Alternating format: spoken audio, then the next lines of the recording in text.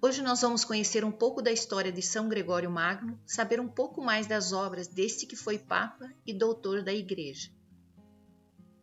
Gregório nasceu em Roma no ano 540, em uma rica família romana dos Anícios, que tinha relações muito estreitas com a Igreja. Seus pais, Gordiano e Sílvia, transmitiram-lhe nobres valores evangélicos mediante seu grande exemplo.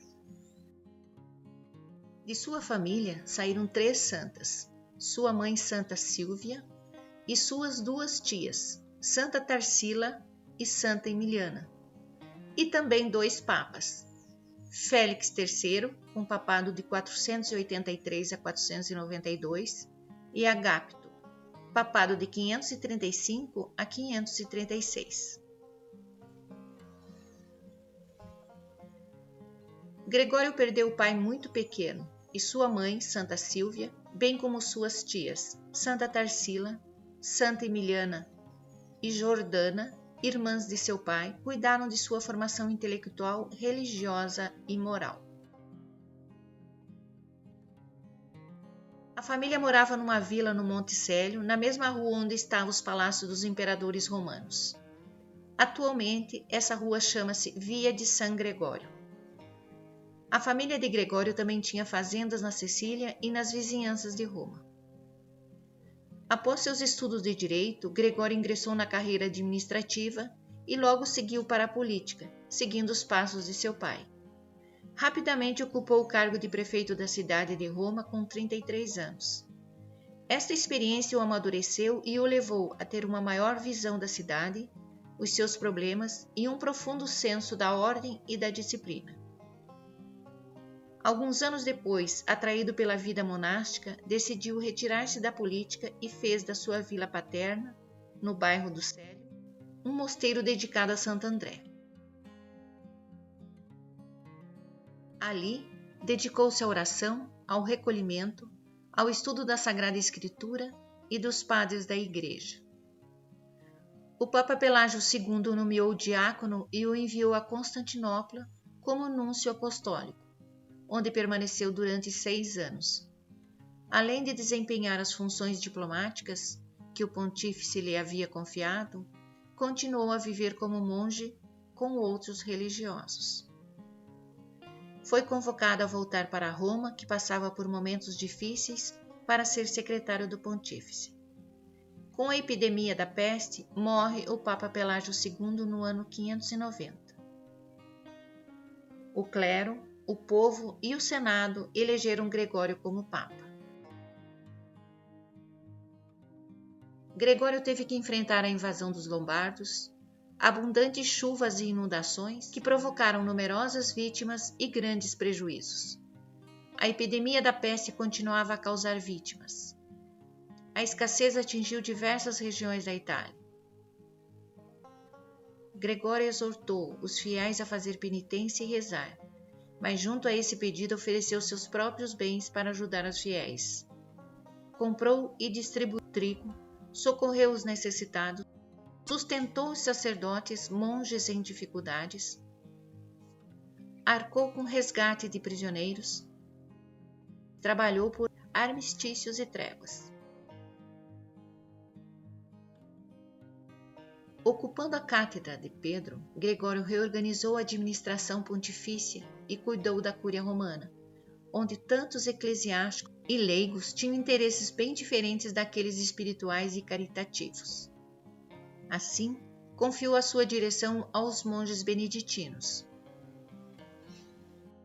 Reviu ainda as atividades eclesiásticas nas várias séries episcopais, estabelecendo que os bens da Igreja fossem utilizados para a própria subsistência e em prol da obra evangelizadora no mundo.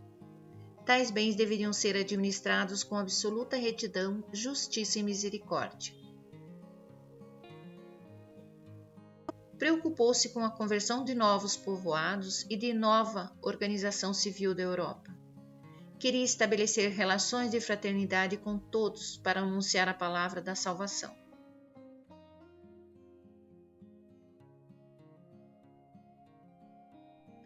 O Papa Gregório I deixou grandes marcas na história da Igreja.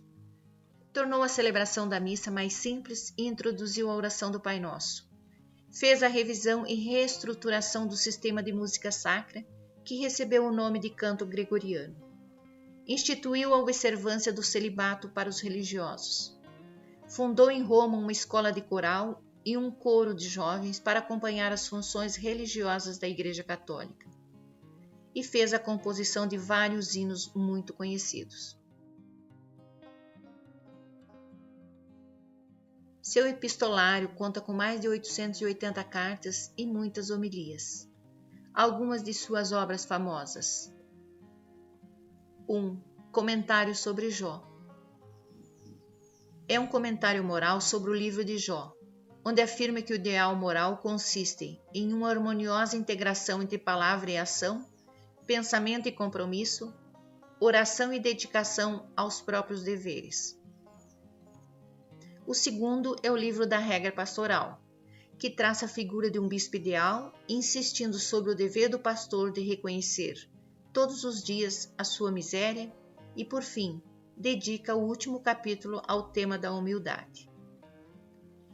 Escreveu Diálogos, uma coleção de 4 livros onde cita exemplos deixados por homens e mulheres para demonstrar que a santidade é sempre possível, demonstrando os milagres, sinais, maravilhas e curas realizadas pelos santos. Um livro é totalmente dedicado a São Bento da Núrcia, que criou a Ordem Beneditina e que morreu em 547. Tudo o que sabemos sobre São Bento está contido nesse livro. Pode-se dizer que Gregório foi o primeiro Papa a utilizar o poder temporal da Igreja, sem deixar de lado o aspecto espiritual do seu ofício. No entanto, permaneceu sempre um homem simples, tanto que, nas suas cartas oficiais, se define servo dos servos de Deus, iniciando um costume que seria seguido por todos os seus sucessores. É venerado como o doutor da Igreja por ter dado uma clara expressão a certas doutrinas religiosas que ainda não tinham sido bem definidas, e possivelmente seu maior trabalho foi o fortalecimento da fé romana. Onde existe o amor, se realizam coisas grandes. Assim costumava dizer o primeiro monge a ser papa.